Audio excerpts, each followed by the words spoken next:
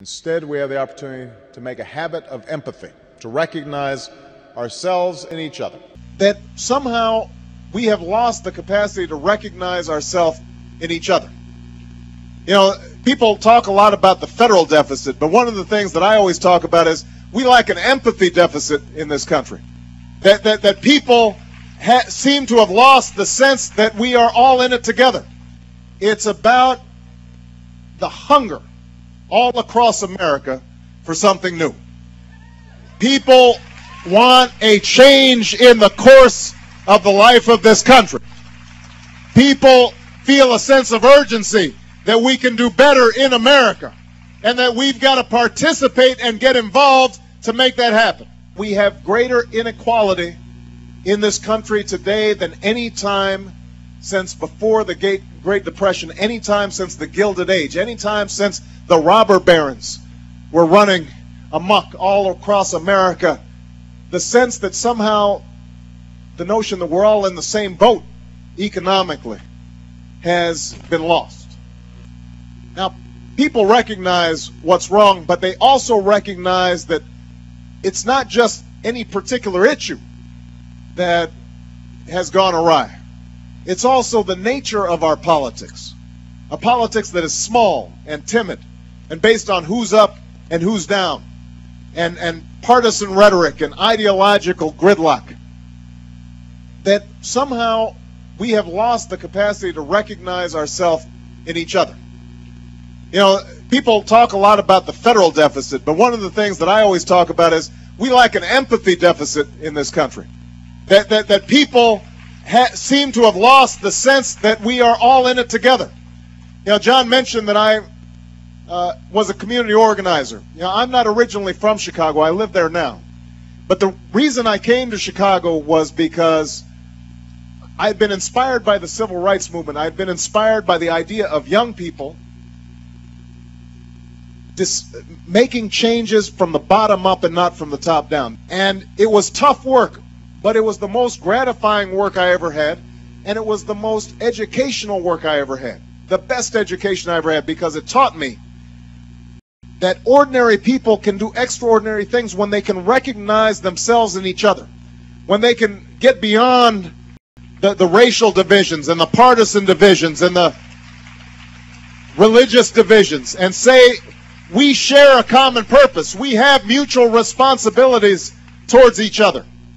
That when there are children here in Iowa that are born into poverty and never have a chance to escape because their schools are crumbling, their parents have no access to jobs, and they're unable to expect that they can go to college and create a life for themselves and have a family. When that happens, that impoverishes all of us.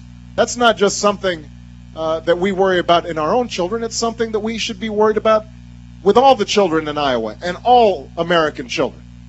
When we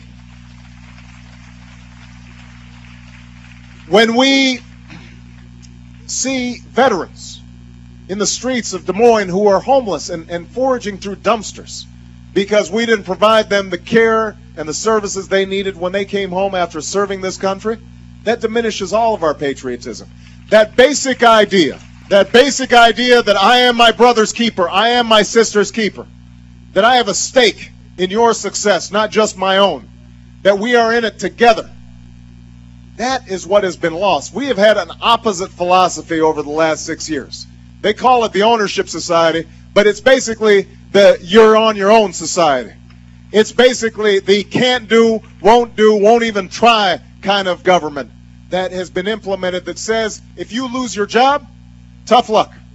If you're a single mom, like my mom was a single mom, and you can't afford health insurance for yourself, and you're trying to figure out whether your kids are covered, you know, that's the breaks. You're on your own. If you're a child who's born in a neighborhood that doesn't have decent schools, you didn't have the wisdom to choose the right parents who had enough money, well, pull yourself up by your own bootstraps. You're on your own. That's been the reigning philosophy. And the reason that all of you are here today and the reason that this election is so critical to the life of this country is everybody recognizes that's not a philosophy that moves this country forward. We are tired of a politics of division. We are tired of a politics of fear. We want a politics of hope. We want a politics that unifies this country. And it is possible for us to make that happen, and it's going to start right here in Fairfield, Iowa. It's going to start right here. This is ground zero for a politics of hope. Let me tell you what America is about. Let me tell you the values of and ideals of America. That we believe in rule of law, we believe in justice, we believe in opportunity. We want all of the world to work together. I believe that we can go before the world and say, let's collaborate on dealing with the global crisis. We're going to want to work with you, not against you, to deal with global poverty and to reduce the incidence of HIV/AIDS and malaria and all the other debilitating diseases around the world. We want to work with you to end the genocide in Darfur, because that's a stain on all of humanity. That's the moment we're in. There is this narrow window.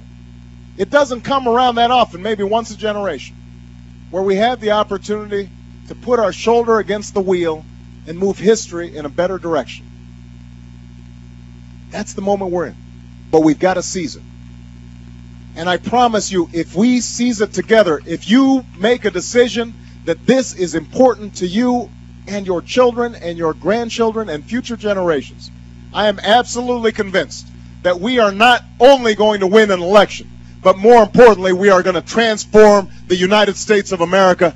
Thank you very much, Fairfield. I love you guys. Appreciate it. See the world through other people's eyes.